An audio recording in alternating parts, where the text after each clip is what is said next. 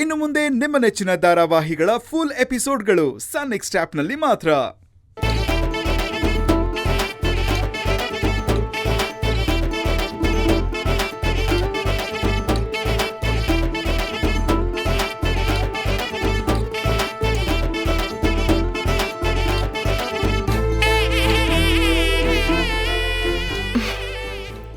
ಈ ಮೂಗಿನ ತುದಿ ಮೇಲಿರೋ ಕೋಪನ ಸ್ವಲ್ಪ ಕಡಿಮೆ ಮಾಡ್ಕೊಳ್ಳಿ ಇನ್ಮೇಲಾದ್ರೂ.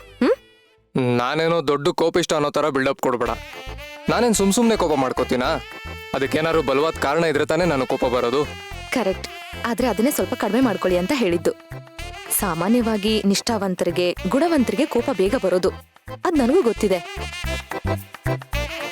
ಆದ್ರೆ ನಿಮ್ಮಂಥ ನಿಷ್ಠಾವಂತರು ಪದೇ ಪದೇ ಸಸ್ಪೆಂಡ್ ಆಗಿ ಮನೇಲಿ ಕೂತ್ರೆ ಅದರಿಂದ ಇಡೀ ಸಮಾಜಕ್ಕೆ ದೊಡ್ಡ ಲಾಸು ಅಲ್ವಾ? ಸರ್, ನೀವು ತುಂಬಾ ಒಳ್ಳೆ ಲಾಯರು, ತುಂಬಾ ಸಕ್ಸಸ್ಫುಲ್ ಲಾಯರು.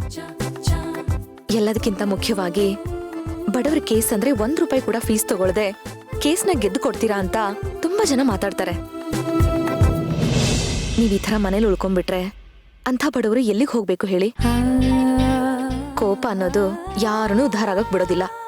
ಅದ್ರಿಂದ ಬರೀ ಕಷ್ಟ ನಷ್ಟ ಅಷ್ಟೇ.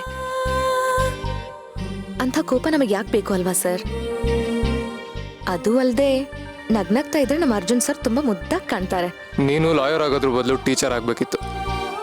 ಒಂದ್ ವಿಷಯ ಹಿಡ್ಕೊಂಡೆ ಅಂದ್ರೆ ಅದನ್ನ ಎದುರಿನವ್ರಿಗೆ ಕನ್ವಿನ್ಸ್ ಮಾಡದೆ ಬಿಡೋ ಮಗಳೇ ಅಲ್ಲ ನೀನು. ಮಗಳಲ್ಲ, ನಾನ್ ನಿಮ್ ಹೆಂಡ್ತಿ.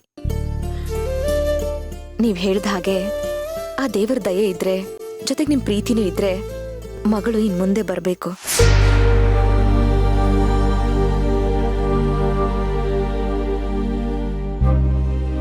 ಅಯ್ಯೋ, ನಾನೊಬ್ಳು ನೀವ್ ಆಫೀಸ್ಗೆ ಹೋಗೋ ಟೈಮಲ್ಲಿ ಸಂಸಾರ ಮಕ್ಕಳು ಅಂತೆಲ್ಲ ಮಾತಾಡ್ತಾ ಇದ್ದೀನಿ. ಹಾಗಾದ್ರೆ ನೀವಿನ್ ಮುಂದೆ ಕೋಪನ ಕಡಿಮೆ ಮಾಡ್ಕೋತೀರಾ ಅಲ್ವಾ? ಹಾ, ಕೋಪ ಆದಾಗ ಕಂಟ್ರೋಲ್ ಅಂತೂ ಮಾಡ್ಕೋತೀನಿ. ಅಷ್ಟನ್ ಮಾತ್ರ ಕಾನ್ಫಿಡೆಂಟ್ ಆಗಿ ಹೇಳ್ಬಲ್ಲೆ. ಯಾಕಂದ್ರೆ ನಾನು ನಿನ್ನಿಂದ ತುಂಬಾ ಕಲ್ತಿದ್ದೀನಿ, ಅದ್ರಲ್ಲಿ ತಾಳ್ಮೆನೂ ಒಂದು. ಸರಿ ಸರಿ, ದೇವ್ರ ಮನೆ ಹತ್ರ ಬನ್ನಿ, ನಿಮಗೆ ಕುಂಕುಮ ಕೊಡ್ತೀನಿ. ಸೇವಂತಿ, ಒಂದ್ ನಿಮಿಷ, ಇನ್ನೂ ಏನೋ ಒಂದು ಬಾಕಿ ಇದೆಯಲ್ಲ?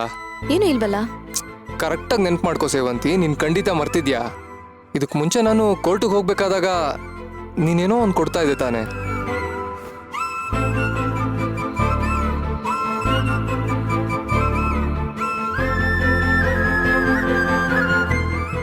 ನೆನ್ಪಾಗ್ತಿಲ್ವಲ್ಲ ಸರ್? ನಿಜವಾಗ್ಲೂ ನೆನ್ಪಾಗ್ತಿಲ್ವಾ? ನಾನ್ ನೆನ್ಪು ಮಾಡ್ಲಾ?